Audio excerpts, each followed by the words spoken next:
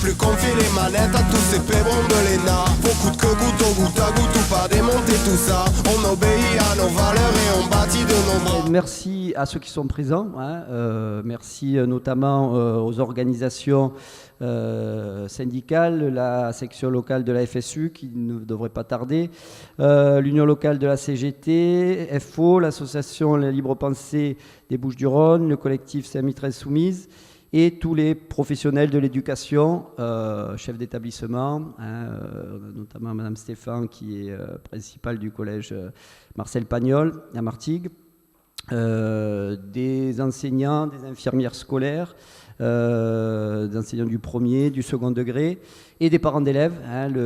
L'idée c'est d'échanger un petit peu avec les parents d'élèves, puisque je dirais l'idée n'est pas de convaincre qui que ce soit, de faire un quelconque choix, comme on a pu l'entendre lorsqu'on est allé un petit peu à la rencontre des Saint-Mitréens ou lorsqu'on a échangé sur les réseaux sociaux.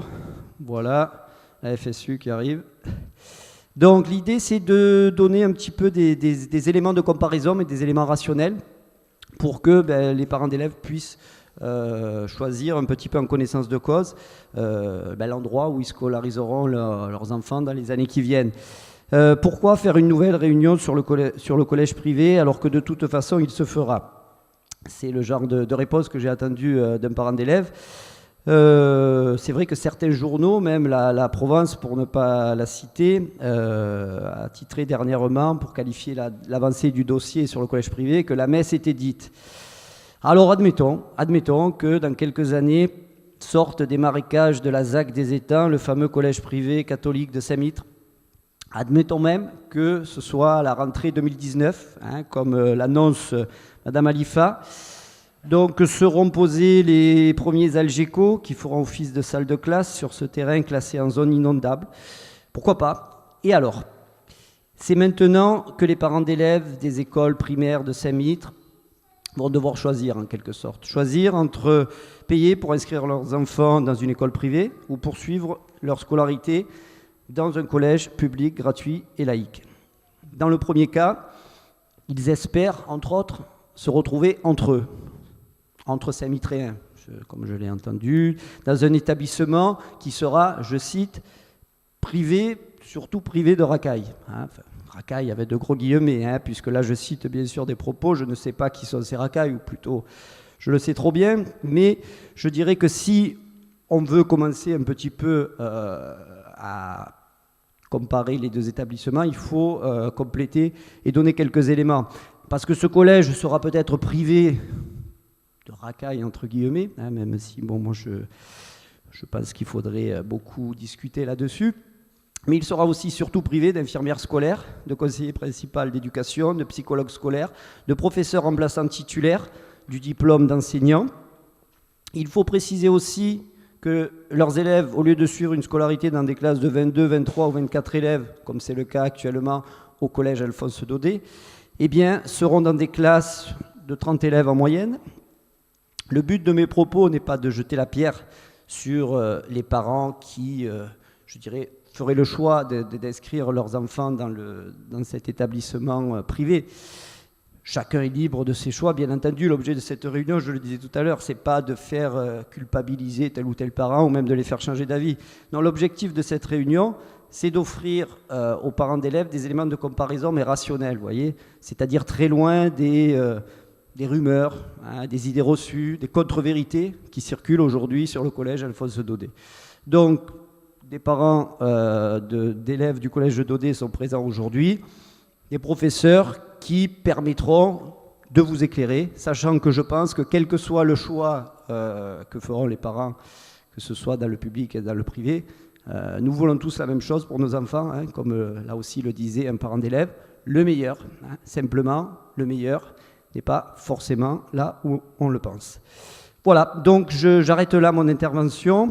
Je vais dans un premier temps donner la parole à quelques professionnels de l'éducation, des représentants d'associations laïques, et ensuite la parole sera donnée bien sûr au public et vous pourrez témoigner de votre expérience, poser des questions. Ou, voilà. Le but étant bien sûr que ce soit un échange et qu'il n'y ait pas une tribune où on serait là pour vous faire la messe en quelque sorte.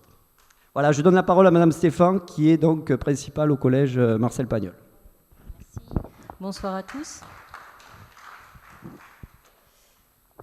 Donc bonsoir. Donc je vais vous parler un petit peu du fonctionnement d'un collège en éducation prioritaire, faire aussi un petit peu le comparatif forcément avec l'enseignement privé, puisque entre les établissements publics et les établissements privés, on va dire qu'il y a quand même des différences. Malgré ce que certains peuvent penser. Donc une des premières différences, c'est le recrutement des enseignants. Dans un établissement public, les enseignants sont recrutés sur concours, ce qu'on appelle un CAPES ou une agrégation qui est encore un niveau supérieur. Dans l'enseignement privé, les enseignants recrutés n'ont pas le CAPES, ils ont ce qu'on appelle un CAPEP. C'est un concours spécifique pour pouvoir enseigner dans le privé. Donc c'est un petit peu différent, les exigences ne sont pas non plus les mêmes au concours. J'en parle en connaissance de cause, j'ai des amis qui ont présenté le concours du CAPEP, non pas le CAPES, et pour avoir un petit peu suivi les sujets, ce ne sont pas les mêmes sujets de concours qu'ils présentent. Donc je ne vais pas parler d'exigences plus ou moins importantes, mais il y a quand même des différences. Ensuite, comme le soulignait M. Sénégas, dans l'enseignement privé, certains personnels ne font pas partie intégrante de l'équipe. Il n'y a pas de CPE. CPE, conseiller principal d'éducation. Donc pour ceux qui ne le savent pas, un CPE dans un établissement scolaire, c'est la personne qui va gérer une équipe de surveillants qui encadre les élèves sur les temps hors classe. Donc quand les élèves ne sont pas en cours, qui sont dans la cour de récréation, pour les arrivées au portail le matin, les sorties à chaque heure de la journée, sur le temps de la pause méridienne, ce sont les surveillants qui sont présents pour encadrer les élèves et le CPE qui chapeaute tout ça et qui fait le lien aussi avec les familles quand les enfants sont absents, quand il y a un souci, quand l'élève a des difficultés qu'il rencontre, c'est une personne ressource et qui va aussi accompagner cet élève tout au long de sa scolarité pour qu'il se sente bien dans l'établissement.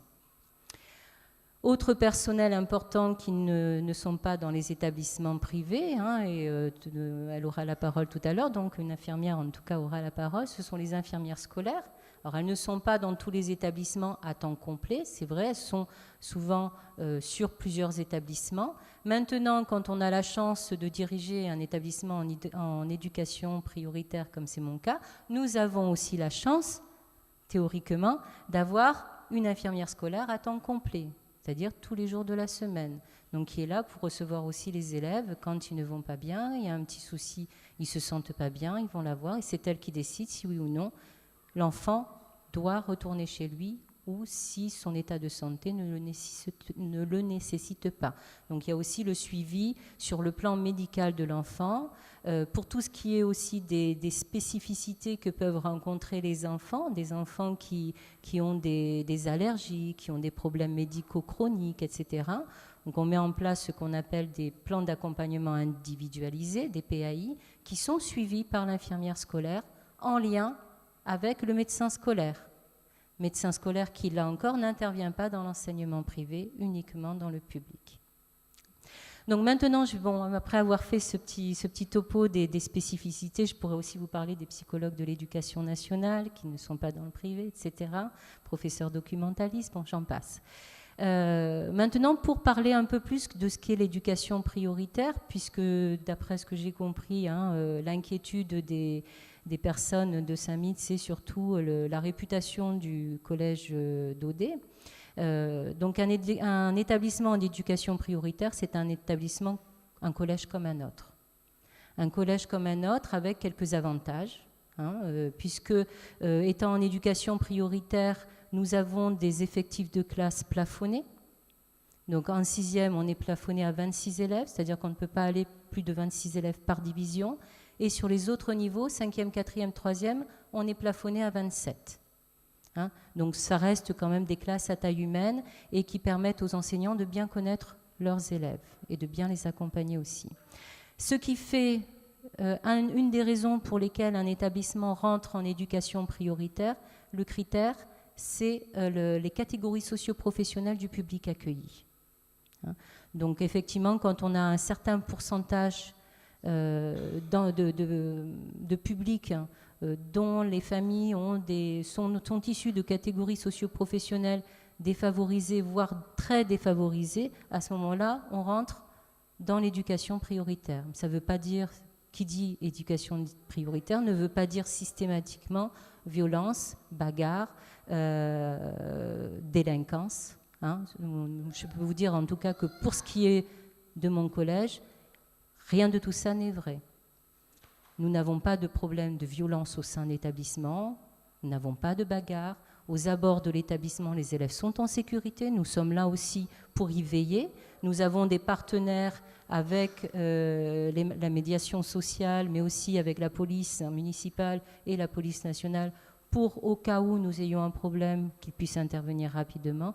Mais je peux vous le dire, depuis donc un peu plus d'un an que je dirige cet établissement, nous n'avons jamais eu besoin de faire appel aux forces de l'ordre pour rétablir la sécurité aux abords de l'établissement. Voilà, c'est simplement du fait de l'origine sociale des familles que nous accueillons, que nous sommes en éducation prioritaire. Voilà. Après, je ne sais pas si, peut-être que du coup, un échange, si vous avez des questions, je suis prête à y répondre, des inquiétudes ou des interrogations. Non.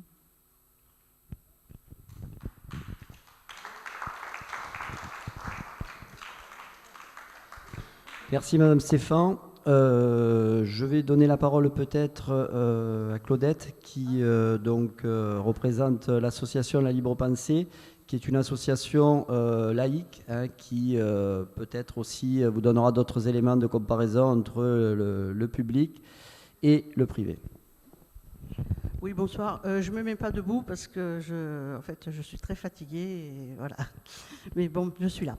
Voilà. Alors moi, j'avais prévu de faire quelque chose d'un petit peu plus lent, mais bon, on m'a dit qu'il fallait que je raccourcisse. Je vais commencer par une chose qui me semble importante, c'est-à-dire la question du projet. Parce que école publique et école privée, ça me semble être deux choses tout à fait antagonistes. Et ça renvoie, à mon avis, mais c'est mon avis personnel, là, c'est pas l'avis de la libre pensée, bien que la libre pensée soit bien d'accord sur beaucoup de ce que je vais dire, renvoie à deux projets de société différents. Pourquoi défendre l'école ? Je vais vous surprendre, mais vous allez voir. Pourquoi défendre l'école publique laïque et pourquoi ne pas défendre donc l'école privée ? Je sais bien que la question va vous interpeller, mais bon, c'est fait exprès, bien entendu. Pour une raison très simple. L'école publique, c'est l'école laïque. Les laïcs disent l'école publique, c'est l'école de la République. Avec un grand R majuscule, bien entendu. Hein. Ça va de soi. L'école publique, c'est l'école de la République laïque. Mais en fait, ça veut dire quoi exactement ?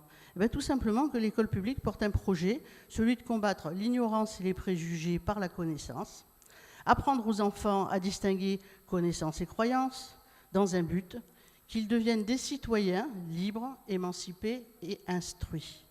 Et tout ceci sans distinction aucune et dans un cadre égalitaire. Et ça, c'est très important.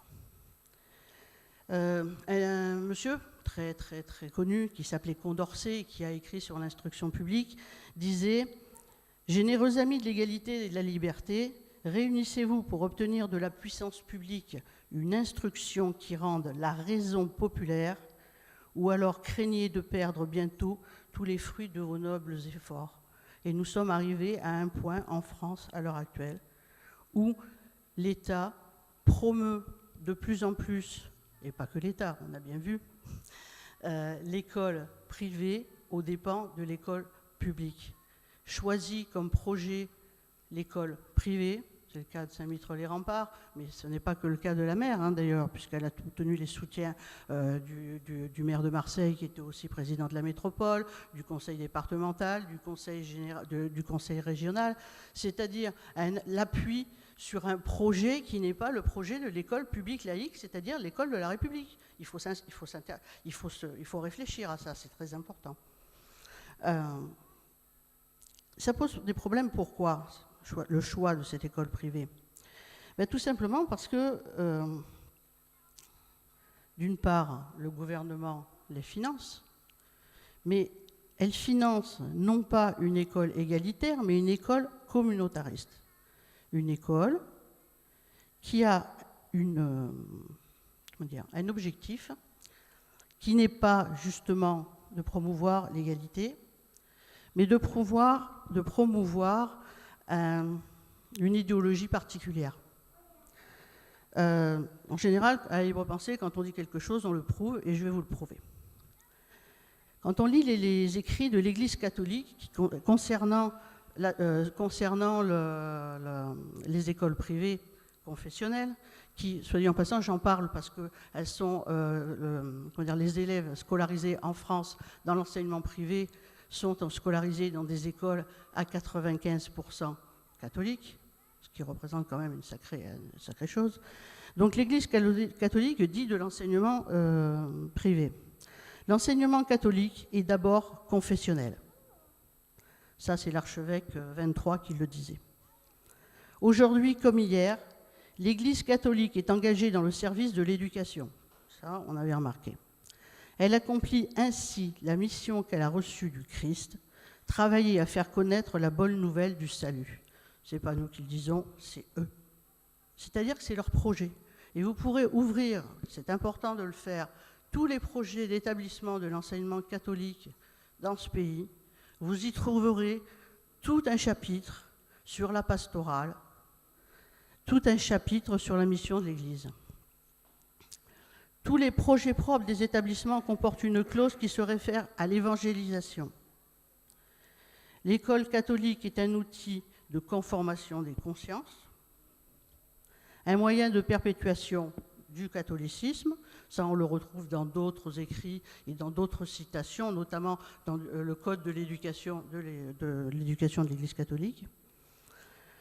Où est-ce que j'en ai dit ? Voilà, un moyen de perpétuation du catholicisme, de diffusion de son idéologie basée sur une société de type communautariste, corporatiste.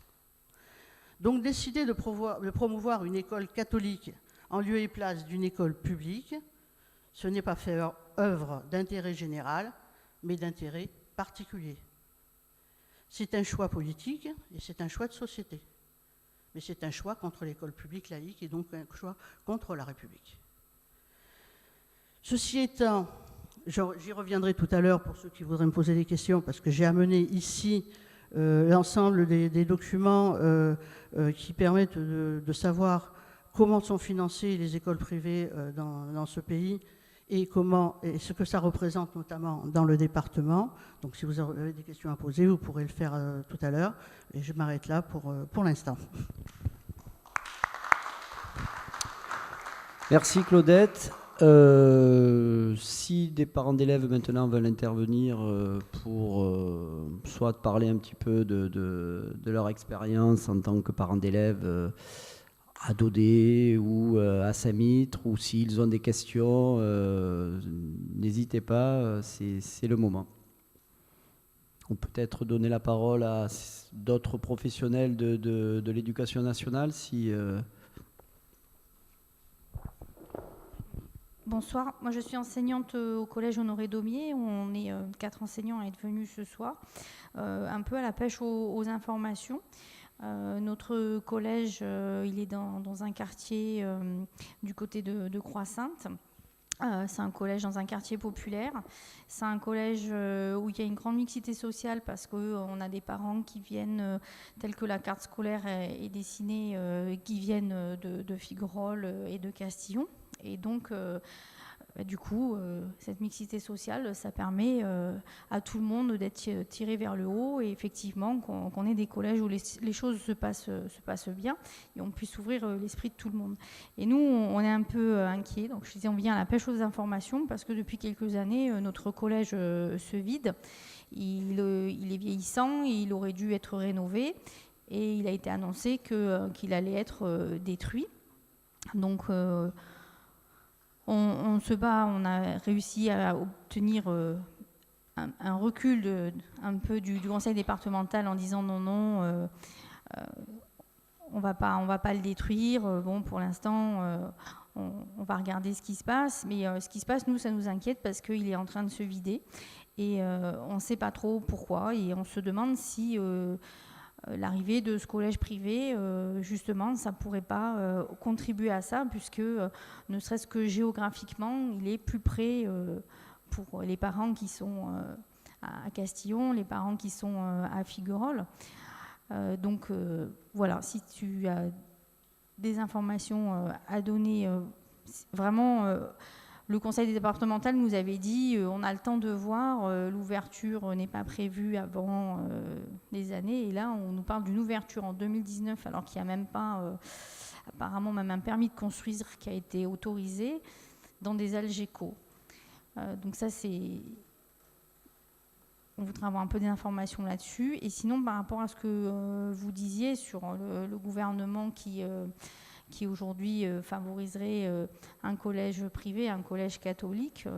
Moi, j'ai reçu une information hier de mon syndicat m'alertant sur le fait que le gouvernement apparemment se propose carrément de changer la loi de 1905. Voilà. Donc voilà, ça pose encore plus ce problème-là.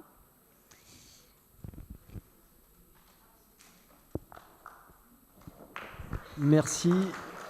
Peut-être qu'on reviendra sur cette question un petit peu plus tard. Concernant les délais de construction, je l'ai dit tout à l'heure, donc Madame Alifa annonce que le collège devrait ouvrir en septembre 2019. Il faut savoir qu'il reste encore à obtenir certaines autorisations, notamment du rectorat. Il faut savoir aussi que le maire de Martigues, en tant que président du conseil de territoire de la communauté d'agglomération du pays de Martigues, a déposé un recours le 29 août par rapport à ce projet de collège. Pour différentes raisons, entre autres parce que le terrain est classé zone inondable risque incendie, mais aussi parce que la métropole qui a acheté le terrain de force, il était dit que avant de revendre ce terrain, le président du conseil de territoire, donc Gabi Charoux, devait être consulté. Or, ça n'a pas été le cas. Il a été revendu à la mairie de Saint-Mitre sans qu'il ait été consulté. Donc, du coup, ça a occasionné des recours. Donc, on verra, mais c'est pas encore fait, quoi. Voilà, je salue l'arrivée de principale adjointe du collège d'Audet. Et puis, je donne la parole à d'autres personnes qui la veulent.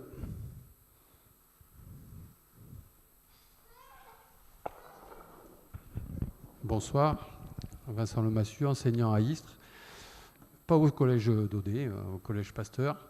Moi, je me mets à la place des parents de Saint-Mitre. Et je me dis, oui, un collège à Saint-Mitre, super, c'est plus confortable pour mes enfants. Ils n'ont pas à prendre le bus, ils ont un collège de petite taille, pourquoi pas ? Et en raisonnant à court terme, je me mets à leur place et j'arrive pas à les décourager vraiment. Par contre, à long terme, c'est un petit peu plus compliqué. Parce qu'un nouveau collège dans la zone, qui n'en a pas besoin, puisque les collèges de la zone ne sont pas pleins, ça bouleverse la carte des différents collèges. Et à mon avis, mais ce n'est qu'un avis, c'est anticipé. La rénovation du collège Daumier à Martigues a été repoussée, comme par hasard. Ils perdent des classes. Ça augure d'une fermeture, ça, non ? Le collège Savary, qui doit être reconstruit depuis un certain temps, on ne parle plus trop de la reconstruction, mais d'un déplacement du collège dans la zone nord qui regrouperait le collège Pasteur et le collège Savary, avec une modification de la carte.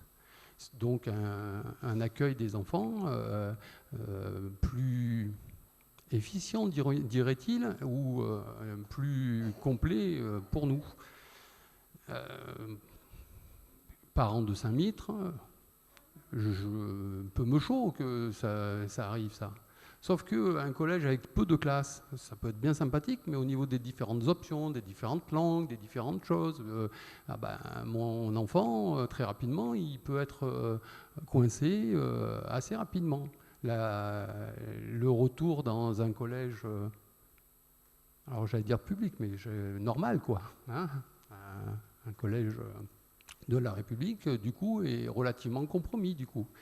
Et je pense qu'aux parents de Saint-Mitre qui peuvent être tentés, et je le comprends, hein, d'éviter 10 minutes de bus le matin et 10 minutes de bus le soir à leurs enfants, je pense que pour eux, c'est même un mauvais calcul à long terme. Voilà, je crois que il faut arriver à faire comprendre aux parents qui, dans un premier temps, peuvent être attirés par ce choix, et j'arrive à les comprendre, que si on se projette un petit peu dans l'avenir, c'est un choix qui va leur revenir comme un boomerang, comme un mauvais choix, mais ça sera trop tard. Merci. Je vais passer la parole à un parent d'élève, mais justement, j'ai une petite anecdote par rapport à ce que tu viens de dire, puisque, bon, en plus d'être parent d'élèves d'enfants scolarisés à Daudet et à Rostand, je suis aussi professeur en lycée, au lycée Lursa, plus exactement. Et cette année, au moment des inscriptions, en seconde, on a constaté une augmentation du nombre d'élèves inscrits très au-dessus de ce qui était prévu, hein. Et donc, en discutant avec le proviseur du lycée, pour lui demander comment se faisait-il qu'il y ait autant d'élèves alors que ce n'était pas prévu. Alors, je pensais au départ à un système de vase communicant entre les deux lycées de Martigues. Vous savez, le lycée de Langevin, qui, en gros, ayant trop d'élèves, en avait envoyé certains à l'URSSAF. Alors, a priori, ce n'est pas la raison première de cette augmentation d'effectifs. L'augmentation d'effectifs s'explique en partie par le retour d'élèves qui étaient scolarisés dans le privé et qui, en seconde, reviennent dans le public. Une dizaine d'élèves pour le lycée Lursa, donc c'est pas négligeable, dont 7 ou 8 de mémoire qui arrivent de Sainte-Marie. Donc ça, c'est une anecdote qui est quand même, qui est vérifiable, hein, je dirais. Ce sont les chiffres donc, du lycée Jean Lursa à Martigues, qui montrent que si le lycée privé, et en l'occurrence Sainte-Marie, était autant la panacée que ce que le pensent certains parents, je ne vois pas pourquoi autant d'élèves reviendraient en seconde dans le public. Vous voyez ? Donc voilà, c'est intéressant, mais je passe la parole à un parent d'élève. Merci. Donc, bonsoir, je suis une maman d'élèves. Mon fils est en CM2 à l'école Jean Rostand. Et en fait, mon inquiétude, jusqu'à présent, parce que cette année, l'année dernière, il y avait pas mal de soucis. Je viens d'une école publique. Je suis mon enseignement dans une école publique normale, comme me disait le monsieur. Et je m'en suis bien sortie. Mon souci, en fait, c'était avec les problèmes qui se posent actuellement, à savoir, est-ce que les enfants, c'est plutôt les élèves, est-ce qu'ils sont bien surveillés, que ce soit en classe, le maître il est là, ou le professeur il est là, il les voit, il a à portée de vue. Excusez-moi, je suis un peu émue, je n'ai pas l'habitude de parler devant autant de monde. Bref, donc mon inquiétude, en fait, c'est ce qui se passe lors de... Je ne juge pas l'enseignement, parce que je viens d'une école publique, comme je viens de le dire. c'est qu'est-ce qui se passe dans les cours de récré. Est-ce qu'il y a une surveillance assez soutenue? Est-ce qu'il y a assez de personnel justement pour voir un petit peu les enfants? Qu'est-ce qui se passe quand il y a un groupe qui prend en grippe les plus réservés, les plus timides, notamment mon fils qui est quelqu'un de très réservé, très timide. Je lui ai toujours appris à ne pas taper quand il y a un problème qui s'adresse à un adulte. Et je suis arrivée, à partir de l'année dernière, à lui dire bah, écoute, on t'embête, tu tapes. Alors que c'est pas du tout la façon dont je l'ai élevé tout le long de la maternelle jusqu'à l'année dernière. Donc du coup, ça m'inquiète, oui. De deux, est-ce que les enfants, ils sont quand même, quand ils ont des difficultés ou autres, est-ce qu'ils quand même sont pris en charge? Est-ce qu'ils sont, je sais plus, je trouve plus le mot.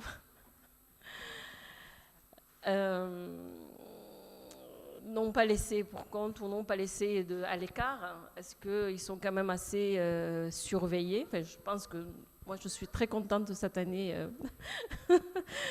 de Monsieur Brun, le maître de mon fils, parce que les enfants, les élèves, parce que c'est plus les enfants, c'est les élèves, ils sont encadrés. Dès qu'il y a des difficultés, on est quand même au courant du parcours de nos enfants, etc. Est-ce que ça va être la même chose dans une école publique? Parce que j'ai entendu dire que dans les écoles privées, ils sont quand même encadrés. Il y a pas mal de sorties d'organiser au niveau innovation culturelle, etc. Donc toutes ces questions-là. Mais c'est surtout toutes ces activités extrascolaires, qu'est-ce qui est proposé, mais surtout la sécurité dans les cours de récré, avec tout ce qu'on entend maintenant comme violence, notamment quand il y a des groupes. Ce qui s'est passé l'année dernière, il y avait un groupe de 6 personnes. En fait, ils prennent en grippe des enfants en disant « regarde ». Et puis quand ils regardent, le chef de bande ordonne à ses copains d'aller taper ce petit. Et bien, il faut qu'ils disent merci pour qu'il arrête de le taper. Et ça existe. Et ça s'est passé l'année dernière à l'école Jean Rostand. Et pourtant, on est à Saint-Mitre. Donc, voilà. Moi, mon inquiétude, c'est pas plutôt dans l'enseignement, parce qu'on est quand même derrière nos enfants, on les suit, on est là on prend énormément de temps pour justement qu'il n'y ait pas de lacunes, pour qu'il y ait des bonnes bases au collège, une fois arrivés au collège. Mais est-ce qu'il y a un suivi une fois qu'ils sont au collège et aussi au niveau de surveillance lors des cours de récré, où c'est là où il y a énormément de problèmes qui se passent. J'espère que j'ai été assez claire. Merci. Alors, peut-être donner la parole à Madame Desma, qui est principale adjointe du collège Daudet, pour essayer de répondre à ces inquiétudes. Merci. Bonjour. Donc, je voulais simplement dire que je suis ici en tant que citoyenne. Alors, c'est vrai qu'accessoirement, je passe mes journées au collège Daudet, où je suis adjointe depuis... C'est ma 6e rentrée. Donc, c'est un établissement que je commence à connaître et... il y a parmi vous des parents d'élèves que je côtoie, on travaille ensemble depuis un certain temps. Alors, vous parlez de la sécurité, bien sûr, c'est une préoccupation qui est légitime et nous, on y travaille comme dans tous les établissements scolaires. Alors, je voudrais faire un point sur le collège Daudet avant de répondre directement à votre question. C'est vrai que nous, on est déjà impactés par Sainte-Marie, par le collège privé, puisqu'on a déjà beaucoup d'élèves qui sont scolarisés, qui partent à l'issue de l'école élémentaire, qui prennent le bus et qui vont à Gignac. Donc moi j'ai l'impression que nous on est de toute façon déjà concernés par ce problème, c'est orienté comme réponse, mais par cette question on va dire. On a déjà des élèves, il y a presque la moitié d'une école qui part sur Gignac, d'après les chiffres que nous avons. Donc je pense qu'en fait les conséquences elles vont porter sur les autres établissements, sur Port-de-Bouc, sur Martigues, sur Istres, parce que les enfants qui sont sur Saint-Mitre, ils ont déjà ce choix-là.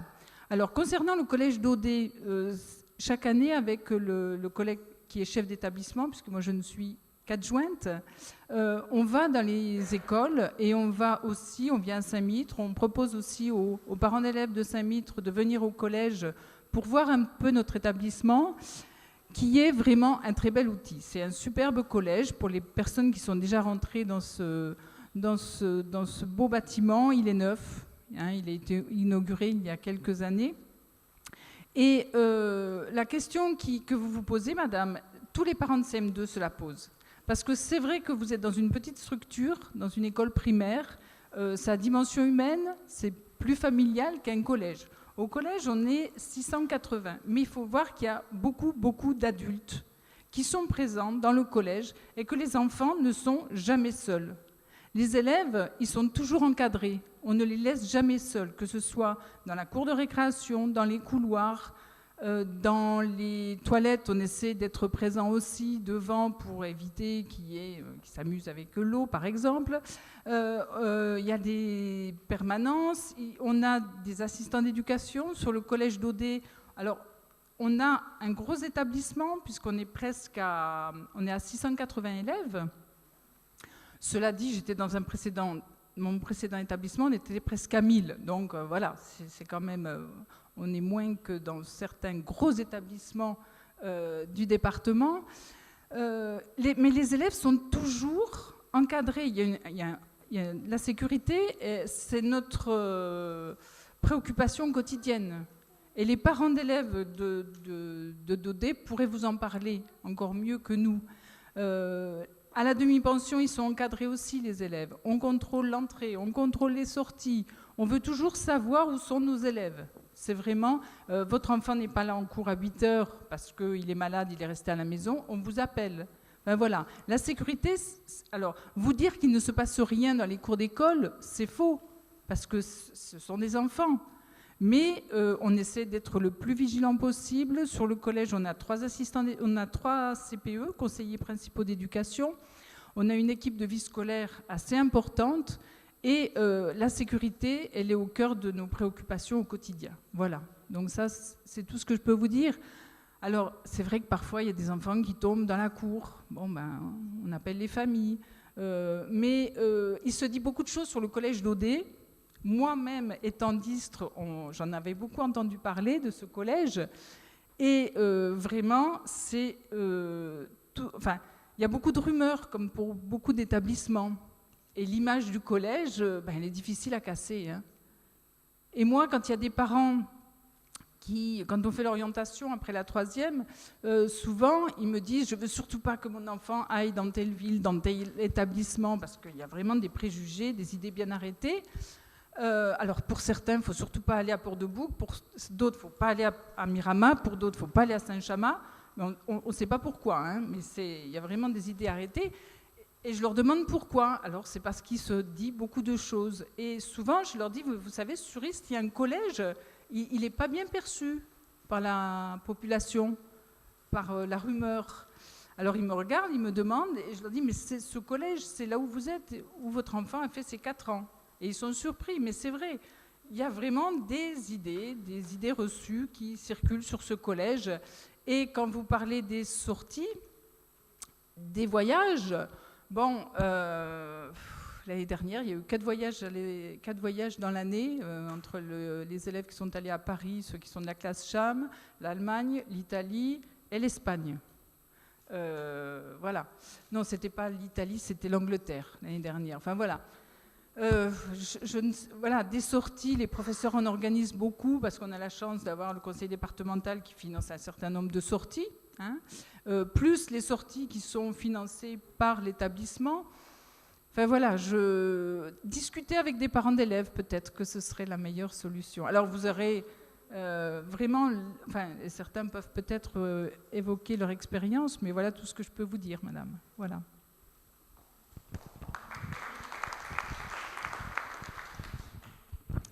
Alors, est-ce que certains parents d'élèves veulent... parents d'élèves de Daudet, éventuellement prendre la parole pour dire ce qu'il en est. Bonsoir. Je vais mettre debout. Voilà, moi, ma fille, elle y est depuis 1 an et 2 mois, enfin 3 mois même, et ça se passe très bien. alors, j'étais pas trop inquiète. Peut-être que c'est ça, parce que je m'investis aussi dans le collège. Du coup, ça diminue mon inquiétude aussi. C'est peut-être beaucoup ça qui a fait.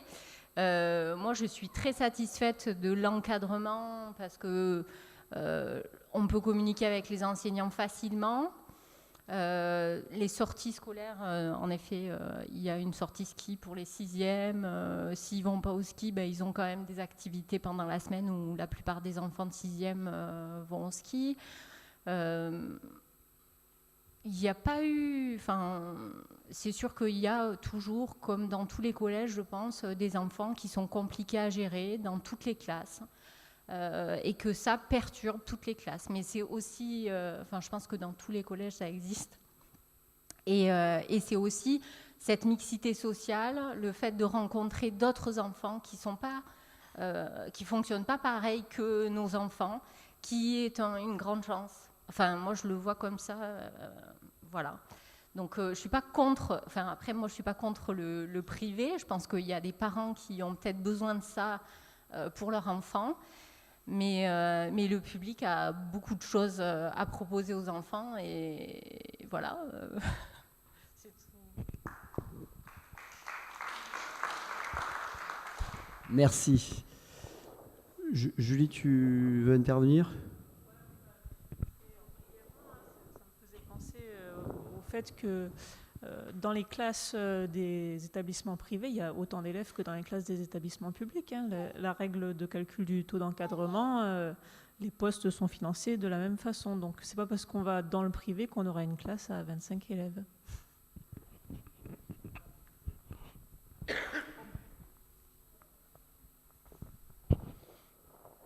Alors, Annie. Oui, moi, ce que je voulais ajouter, je pense que les parents sont aussi d'abord des citoyens. Et il ne faut pas perdre de vue, ça a été dit par la Libre Pensée tout à l'heure, c'est que l'école privée est financée par des fonds publics. C'est-à-dire que les investissements par élève sont les mêmes pour l'école privée et pour l'école publique. Ça veut dire que les parents qui font le choix de mettre leurs enfants dans l'école privée payent 2 fois en quelque sorte, parce qu'ils ont payé leurs impôts et ils vont aussi payer je ne sais pas comment il faut dire, l'abonnement à l'école, l'instruction, pour avoir le droit que les enfants soient éduqués. Moi, c'est le premier point qui me choque. Alors, le plus ou le moins, je n'en sais rien. Deuxième élément, j'y reviens quand même, c'est la dimension religieuse, c'est la dimension confessionnelle. Je pense que pour beaucoup de parents qui font le choix de l'école privée, cette dimension-là est très secondaire. C'est-à-dire, je pense qu'il y a des parents qui font le choix de l'enseignement privé confessionnel par conviction, mais ils sont très minoritaires.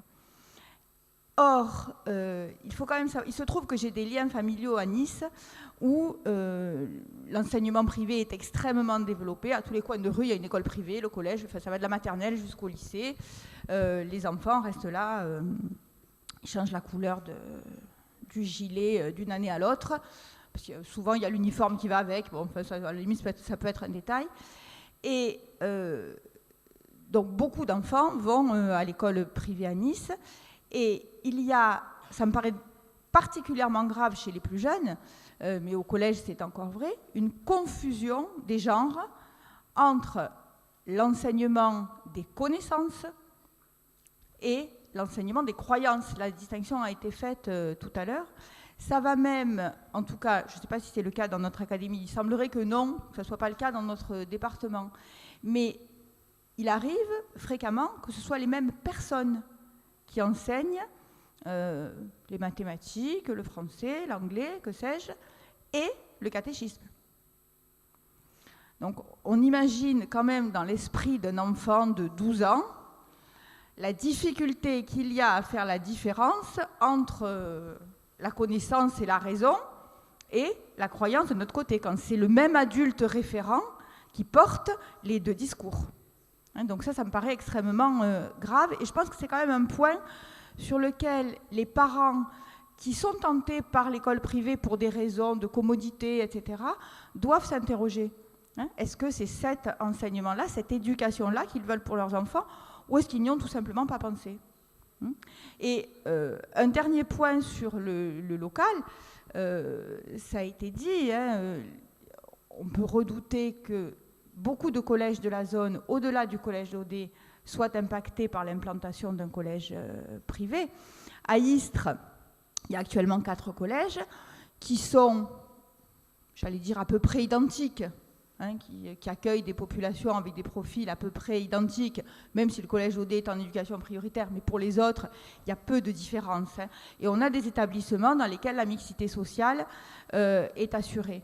L'implantation d'un collège privé à côté de la maison risquerait de dégarnir l'ensemble des établissements de la ville et de créer un entre-soi d'un côté et un entre-soi de l'autre qui serait nuisible à tout le monde.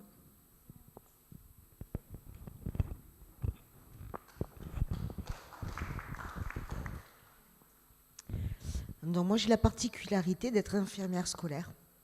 Donc vous savez, ces corps de métier qui n'existent pas dans le privé, comme les CPE, comme les psychologues, comme les assistants de services sociaux, etc. Et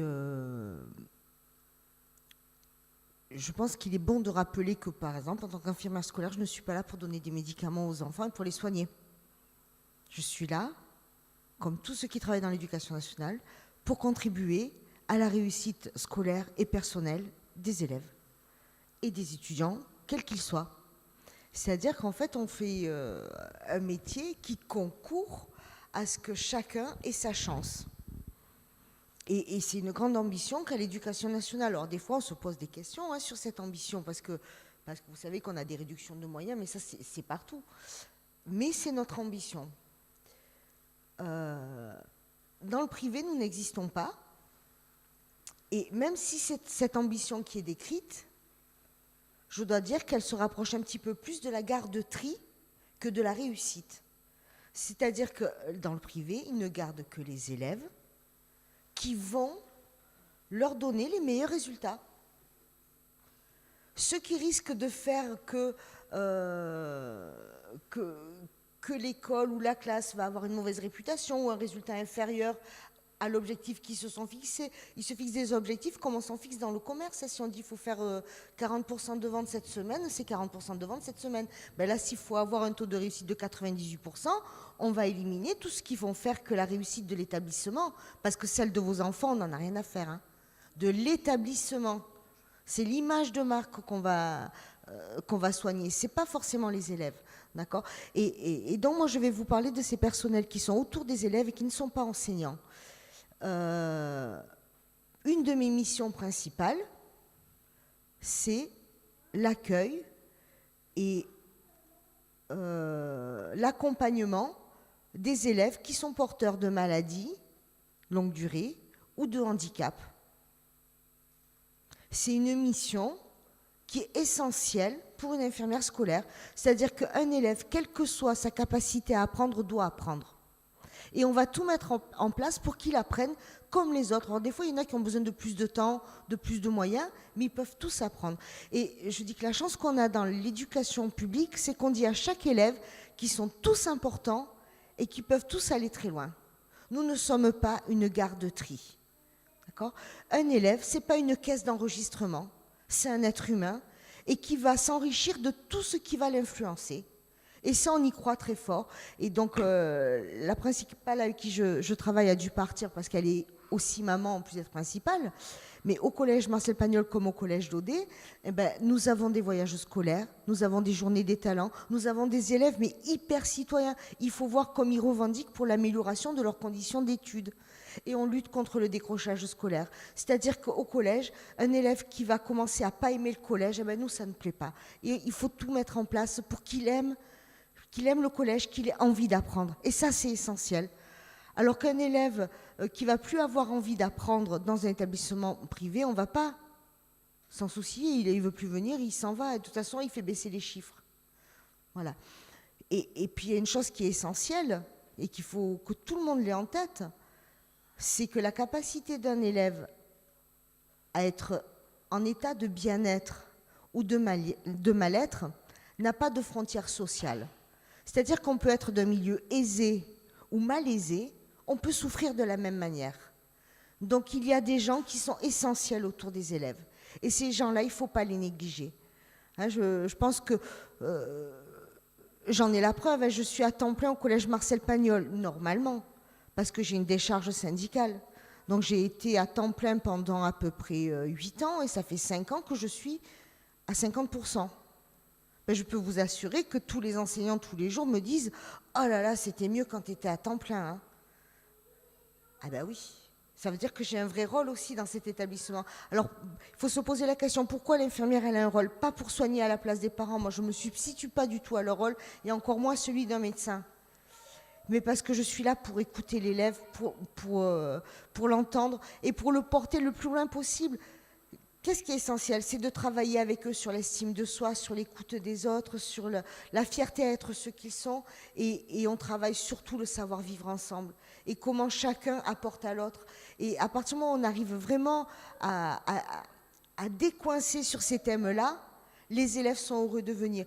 Et nous, c'était impressionnant cette année, parce que c'est vrai que ça prend du temps, mais cette année, on a été très contents en juin, quand on voit qu'une semaine avant la rentrée, on a quasiment la totalité des élèves qui sont encore à l'école, alors que normalement, ils ont rendu les livres et ils sont déscolarisés. Mais ils venaient encore parce qu'ils avaient des choses à y faire. Voilà, ben, c'est ça aussi l'école publique. C'est pas une école qui se débarrasse des élèves, c'est une école qui croit aux élèves et qui les pousse le plus loin possible.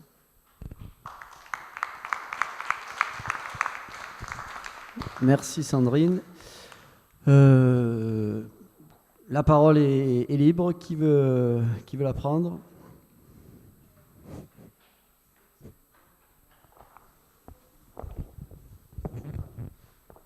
Bonsoir, moi je suis professeure au collège Marcel Pagnol, je suis professeure de SECPA, donc avec section d'éducation adaptée.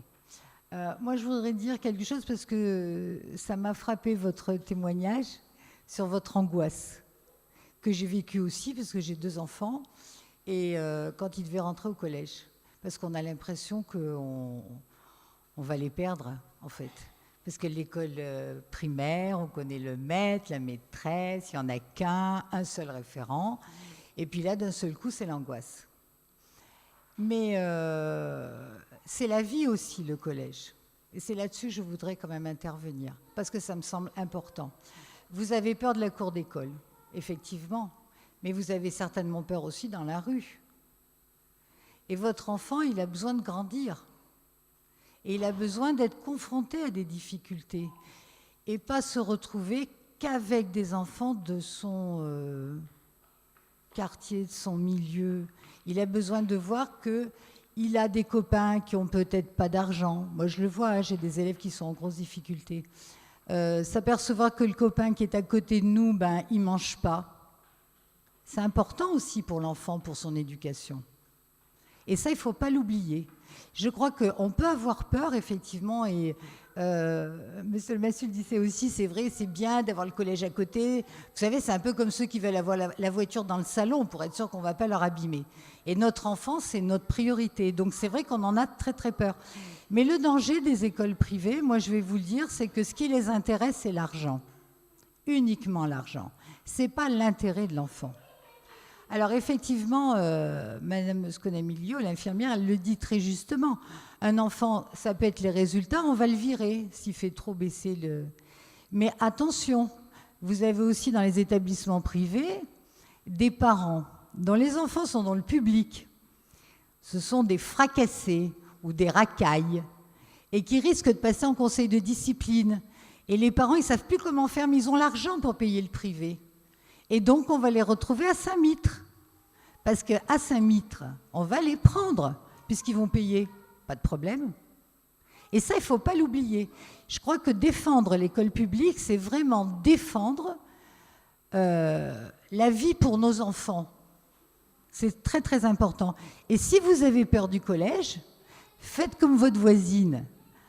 Participez à la vie du collège. La porte, elle est ouverte aux parents. Il faut que les parents viennent voir, il faut qu'ils rencontrent les profs, le personnel, tout le monde.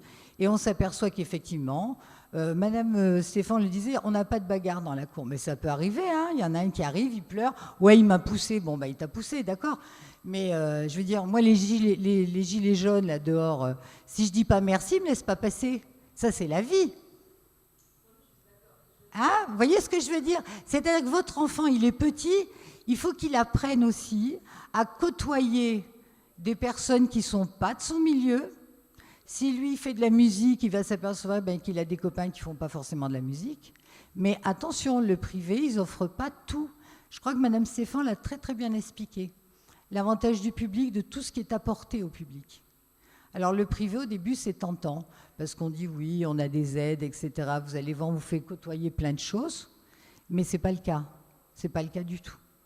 Et pour revenir à ce que disait la personne par rapport à une école privée catholique, ça veut dire qu'il y a un enseignement qui est dirigé sur une religion. Il ne faut pas se leurrer là-dessus. Il ne faut pas se leurrer. Or, nous, notre école publique est une école laïque. Chacun a le droit de penser ce qu'il veut, de croire en ce qu'il veut. Moi, dans ma classe, j'ai des élèves, il y en a qui sont catholiques, il y en a qui sont musulmans, il y en a qui sont d'autres religions. Ils ont le droit. Rien ne les empêche d'être dans ma classe. On discute, on découvre, on est curieux. Et on n'est pas simplement enfermé dans une religion. Or, Sainte Catherine, c'est Sainte Catherine, hein. Vous le disiez tout à l'heure, comment on peut expliquer, je suis désolée parce que j'ai quand même des bases catholiques, comment on peut expliquer le Big Bang scientifiquement et dire que Adam et Ève ont été créés par Dieu? Je ne suis pas dans la tête des gamins, hein, quand même. Voilà. Donc je pense qu'il y a les deux choses. Il y a le privé qui est dirigé sur des religions, parce qu'il y en a plein, et le public qui offre à tout enfant la possibilité, et Mme Skonamiglu l'a très bien dit, la possibilité de se développer et d'apprendre. Et c'est ça l'important. Or, si aujourd'hui, et je reviens à ce qui a été dit tout à l'heure par rapport au conseil départemental, au conseil général, au ministère, pourquoi est-ce qu'ils veulent des écoles privées? Il faudrait peut-être se poser la question.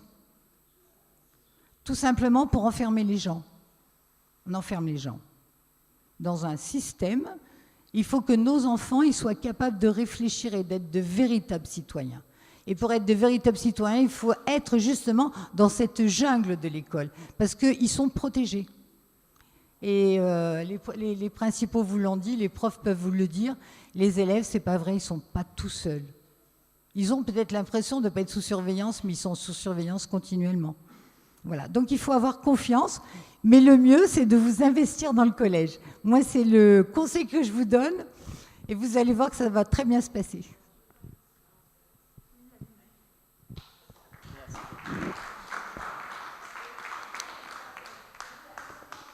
Ah, pardon.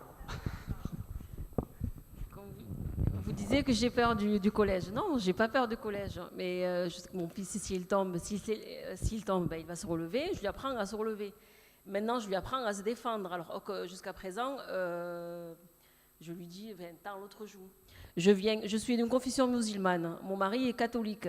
Donc, pour vous dire, la mixité à la maison, on l'a. C'est pas un souci de ce côté-là. Les collèges privés, certes, c'est un collège catholique, mais il n'oblige pas les élèves à suivre, à pratiquer ou à suivre le catéchisme, d'après ce qu'on m'a dit. C'est pas une obligation. Certes, ils sont dans un collège catholique, mais ils ne suivent pas, par exemple, les cours de catéchisme ou autre. Ça, c'est sûr. D'une part. D'autre part, ce qui me fait peur, c'est ce qu'on entend dans les cours de récré. Je sais qu'ils sont quand même surveillés. Il y a quand même des enseignants ou des personnes responsables, des adultes dans la cour qui surveillent quand même leurs élèves. C'est pas un problème. Ça, je suis au courant, je le sais. Tout simplement, est-ce qu'il y a un nombre suffisant pour justement surveiller tout ce nombre, parce que Madame l'adjointe au directeur du collège d'Audet, est-ce qu'il y a un nombre suffisant pour justement encadrer tous ces élèves-là? De trois. le collège ne me fait pas peur. C'est tout simplement que les élèves soient à l'écoute et qu'ils soient encadrés, c'est tout, juste encadrés. Après, c'est sûr que quand il y a une mixité, c'est encore plus important, c'est encore plus... on vit dans un pays, quand même, en France, qui est ouvert à tout le monde, à toute religion, à toute confession. Ça, j'en ai aucun doute là-dedans. Enfin, là-dessus, c'est formel. C'est juste pour dire que j'ai pas peur du collège, j'ai juste envie de me rassurer que nos enfants, ils vont être quand même pris en main quand il y a un problème qui se pose, tout simplement. Et pas laisser de côté, genre, bah, écoute, il t'a tapé, bah, relève-toi, sans comprendre pourquoi il t'a tapé, ni genre se rentrer dedans, à la limite, ça arrive dans la cour, ça arrive tous les jours. Mon fils, quand il rentre, oui, mais maman, celui-ci, il m'a donné un coup de pied, ben, est-ce qu'il t'a vu? Ben non, il n'a pas fait exprès. Bon, voilà. Par contre, quand c'est répétitif, ça c'est autre chose. Il faut se poser la question, est-ce que c'est de l'agression? Est-ce que c'est de l'harcèlement? Parce que mon fils, lui, il a été vraiment harcelé, mais moralement, physiquement non, mais plus moralement l'année dernière. Donc d'où mon inquiétude maintenant. Je veux que le problème, quand il y a un problème, c'est que le problème il soit réglé de suite et pris sur le vif, et non pas attendre 1 mois, 2 mois, 3 mois jusqu'à ce que le problème s'aggrave et qu'au final l'enfant on le perd et l'élève aussi parce qu'il se referme, il n'aura plus envie d'aller à l'école, que ce soit public ou privé, le problème est le même. C'est juste ce problème-là. Après, j'ai pas de préférence, enfin j'ai une préférence pour le public parce que je viens d'une école publique, mais ça s'arrête là. Et le privé, en regardant d'autres témoignages, en lisant énormément de revues, ben, j'ai vu qu'ils étaient quand même encadrés, le problème est réglé de suite, il y a assez de personnel pour tel ou tel... voilà, c'est ça qui m'a plus donné l'envie, et non pas la proximité, parce que bon, on n'est pas à 5 minutes près, mais bon, c'est vrai que ça serait plus sympa d'être... à 5 minutes, on va le chercher, il rentre manger à l'école. Mais bon, comme on dit, nos enfants, il faut les laisser grandir. Je le laisse grandir, au contraire. Je veux qu'il soit capable de compter sur lui, d'arriver à se défendre. Pas forcément en se tapant dessus, mais voilà, c'est dans la vie, c'est ça la vie. Il aura d'autres coups durs, je sais très bien. Mais voilà, juste que les choses soient prises en main quand il y a le problème et qu'elles soient réglées de suite sans que ça soit... Enfin, j'espère que ça a été assez clair. Oui, Madame Desma qui voulait... pardon.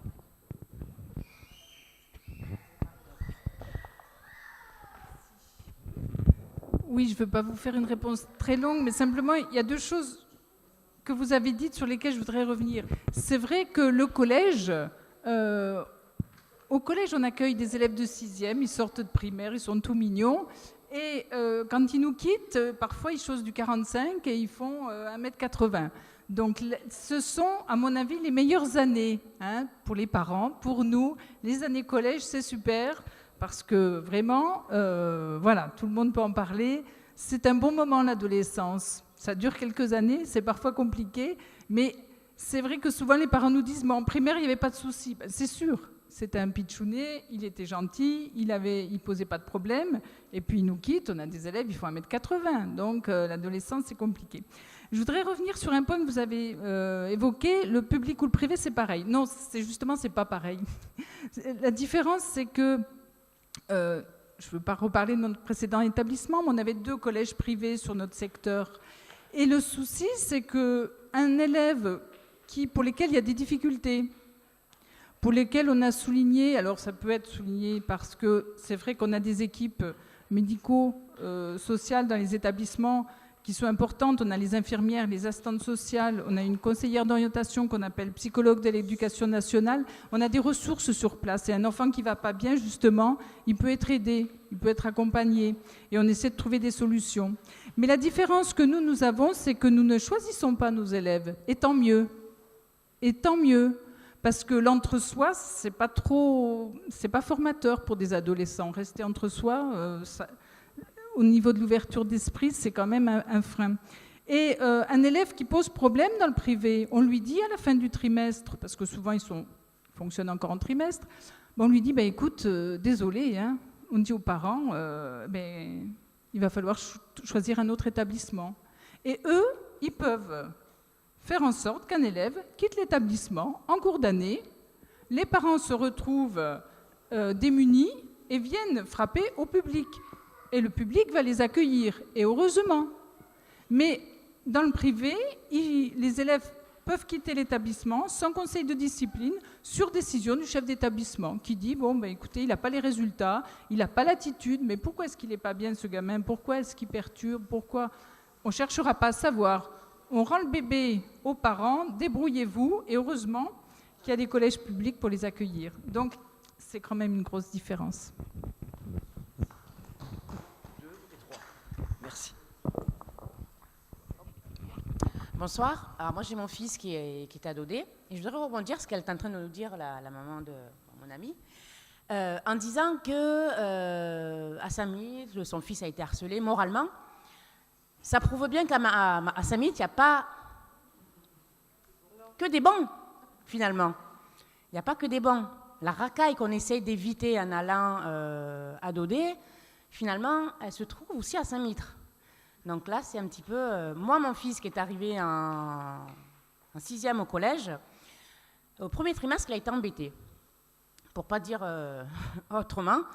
Et les personnes qui ont été le voir, c'était des petits jeunes de 3e, qui ont été le voir en lui disant, écoute, Jules, si on continue à t'embêter, viens nous voir. Et ces jeunes-là étaient du prépa-ou.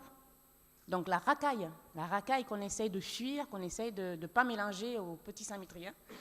Et les enfants qui ont embêté Jules, justement, c'était des petits de Saint-Mitre. Les petits avec qui il a passé, justement, de la maternelle au CM2. Donc, je pense que là, les parents, les familles de Saint-Mitre doivent un petit peu se lever ce masque-là qu'ils essayent de se mettre en se prenant pour... Voilà. Et qu'au prépa-ou, c'est très bien. À Daudet, c'est très bien.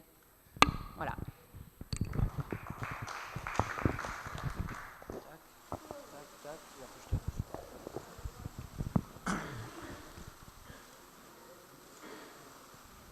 Ouais, alors moi je voulais rebondir sur deux choses en fait, le financement, quelque chose que voilà, c'est une question que je me pose parce que si on finance un collège privé, ça correspond à un besoin, ça correspond pas juste à une demande de quelqu'un qui a dit bah, j'aimerais qu'on construise un collège ou un lycée à tel endroit. Cet argent, il est pris sur la caisse d'un collège qu'on rénoverait ou d'une construction qu'on va repousser sur un autre secteur.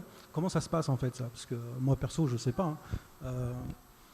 Ça c'est la première chose. Et la deuxième chose c'est surtout sur l'enseignement confessionnel. En fait, bon là il y a deux choses. Ça peut correspondre à un besoin aussi. Je veux dire, il y a des familles qui... Ça, c'est le côté entre soi, d'accord, mais surtout aussi, je n'ai pas les bases pour transmettre l'enseignement. Je préfère que ce soit fait par une équipe de professionnels. Et puis, bah, si le collège ou le lycée le permet, bah, tant mieux. Vous voyez, ça, c'est le truc. Et il me semble bien que l'enseignement confessionnel, c'est pas une obligation en fait comment ça s'appelle parce qu'il y a des conventions qui sont passées, j'imagine. S'ils veulent les sous du public, j'imagine qu'ils doivent signer quelque chose. Donc bon, ce qui est dommage, c'est qu'ils sont pas là ces gens-là, donc pour pouvoir en parler. Donc et là, j'avais l'impression que c'était plutôt à charge contre eux. C'est pour ça que je rebalance un petit peu. Si je peux avoir des infos, ça m'intéresserait aussi en fait. Voilà.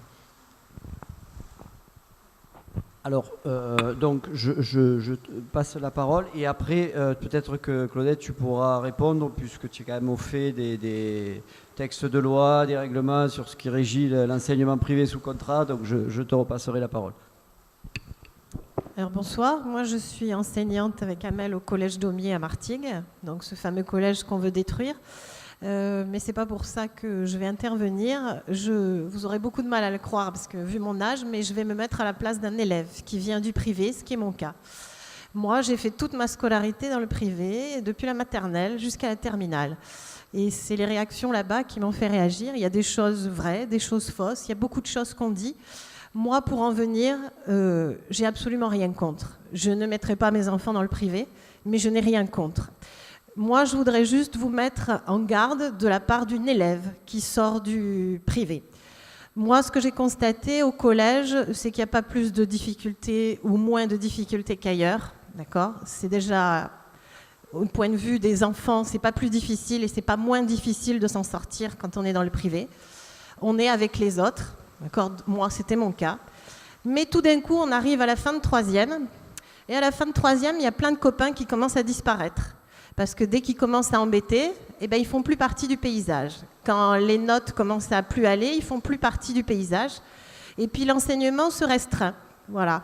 Et on arrive à des filières où vous n'avez pas tellement le choix. Vous devez faire tel bac, et puis tel bac. Et puis si vous ne faites pas tel bac, eh ben, vous n'avez plus votre place dans le privé.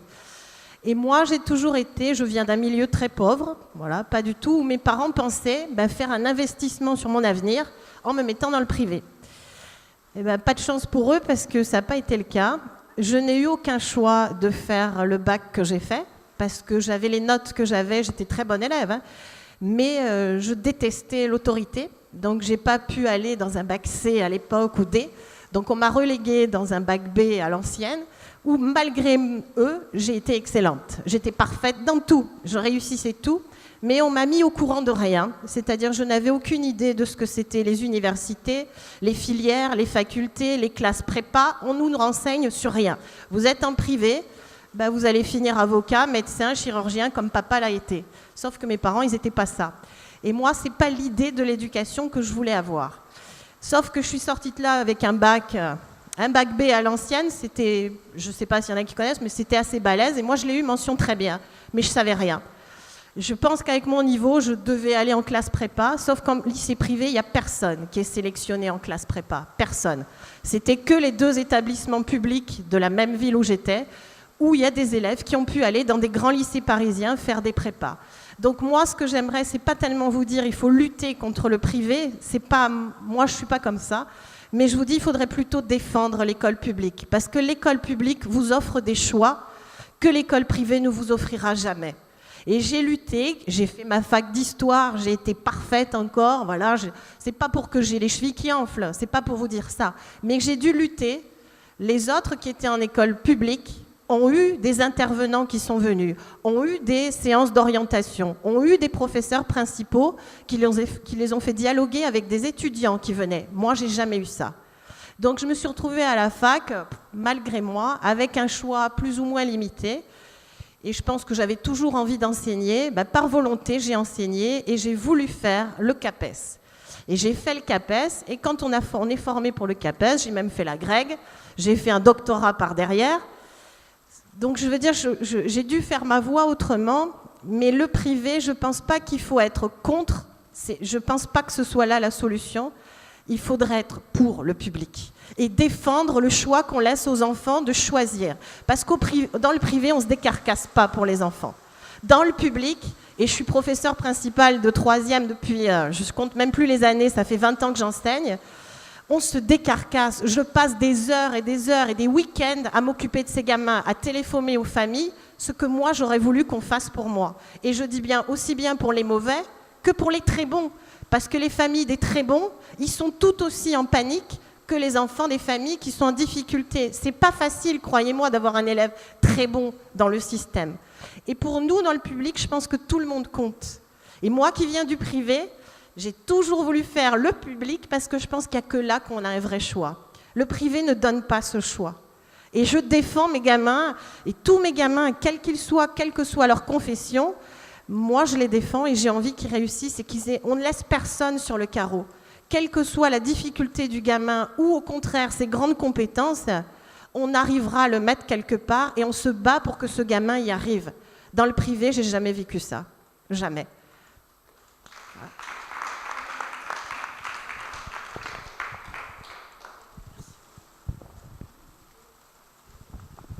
Alors moi, je vais rebondir sur ce que vous venez de dire, parce que c'est important. Je pense qu'il faut être clair sur une chose. Lorsque l'école publique, laïque, gratuite, obligatoire a été créée, il n'était pas question pour les républicains d'interdire l'existence des écoles privées. Ce qui pose problème en France à l'heure actuelle. D'ailleurs, les premières lois de Jules Ferry ont été claires. L'enseignement privé était libre d'exister. Simplement, la République ne le finançait pas. Elle finançait, elle mettait tout l'argent pour l'école publique. C'est ça le truc. Voilà. Et aujourd'hui, le problème, là tout à l'heure, je réfléchissais, je disais, il y a quand même un truc extraordinaire. Ça fait quoi, 1h30 qu'on discute. J'ai entendu énormément d'enseignants du public dire, expliquer que ce qu'ils font c'est bien, etc.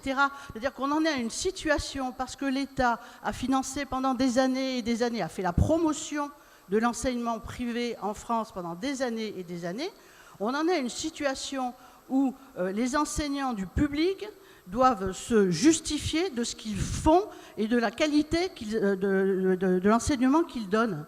On marche sur la tête. On marche vraiment sur la tête. Pour répondre au monsieur, tout à l'heure, sur la question justement du financement. À l'heure actuelle, en France, ce sont des milliards qui sont donnés à l'enseignement privé. C'est une des raisons pour lesquelles, à un moment donné, dans des endroits où le besoin n'est pas nécessaire, mais par des artifices, là, je ne sais pas si tu pourras expliquer peut-être quel artifice a été utilisé. En gros, il n'y a pas de besoin si on prend le bassin d'enseignement, il n'y a pas de besoin de collège supplémentaire pour l'instant. Par contre, par un artifice, ils font jouer le fait qu'ils font une annexe. S'ils avaient créé une école de toutes pièces, elle n'aurait pas pu être créée. Par contre, ils font une annexe d'une école qui existe déjà. Et donc, à ce moment-là, ils utilisent des transferts de fonds, enfin des tas de choses comme ça, pour pouvoir la mettre en œuvre. Sauf que, le fait qu'elle existe justement dans le secteur, ça va mettre en danger les autres collèges. Parce que d'un coup, il y a un déplacement, etc. Bon. Alors, pour revenir au financement quand même, comment c'est financé ? Je vais quand même donner quelques pistes. Je ne vais pas donner tous les détails, parce que le budget de l'éducation nationale, c'est important. Il faut savoir que, à l'heure actuelle, dans l'enseignement privé, sont financés les enseignants du privé. Les collectivités locales ont l'obligation du financement à hauteur du public, c'est-à-dire que tout ce qu'elles versent au public, tout ce qu'elles versent au public, elles doivent le verser au privé aussi. Les établissements, il faut savoir aussi une chose, c'est que tout à l'heure, je ne sais plus ce qu'il disait, la question confessionnelle n'est pas importante, tout ça. Il faut savoir quand même une chose, c'est que les établissements privés reçoivent des subventions, mais qui peuvent garder leur caractère propre. C'est-à-dire, justement, on reste catholique, etc., etc. Ça, c'est important. Je dirais un petit quelque chose tout à l'heure sur l'enseignement par immersion. Vous verrez, c'est intéressant. Alors, la part financée par l'État, donc les enseignants, pour faire court, elle est de 7,5 milliards qui sont extraits du budget de l'éducation nationale. Et ce qu'il faut savoir aussi, c'est qu'à l'heure actuelle, et depuis quand même quelques années, le privé plafonne à 17%, mais qu'ils sont financés à hauteur de 20%.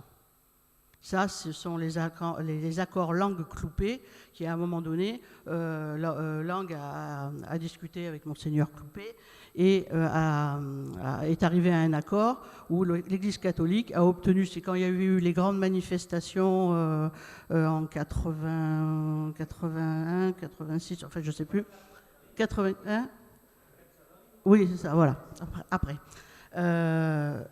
Avait obtenu qu'ils soient financés, ils touchent une somme bien supérieure au nombre d'élèves qu'ils ont en réalité. Alors, la part des collectivités locales, elle se monte à 8,6 milliards €. C'est ça. Et ça prend, qui sont versés par plusieurs ministères. Ministère de l'Industrie et du Commerce, l'Agriculture. Et il faut savoir que, notamment, l'agriculture touche une grosse part de la taxe d'apprentissage. Ils sont reversés aux écoles privées. Voilà. Au total, donc par an, extrait du budget de l'éducation nationale, ce sont 16 milliards qui sont envoyés dans les écoles privées. Alors, moi, tout à l'heure, je disais, justement, je suis assez étonnée, enfin, tout le monde, là, les enseignants sont amenés à se justifier de ce qu'ils font. En fait, on a créé une espèce d'artifice qui voudraient que l'enseignement public et l'enseignement privé, finalement, c'est pareil, puisque c'est financé par l'État. Ça a la même caution. Et on en arrive à ce que des parents pensent que école publique, école privée, c'est la même chose.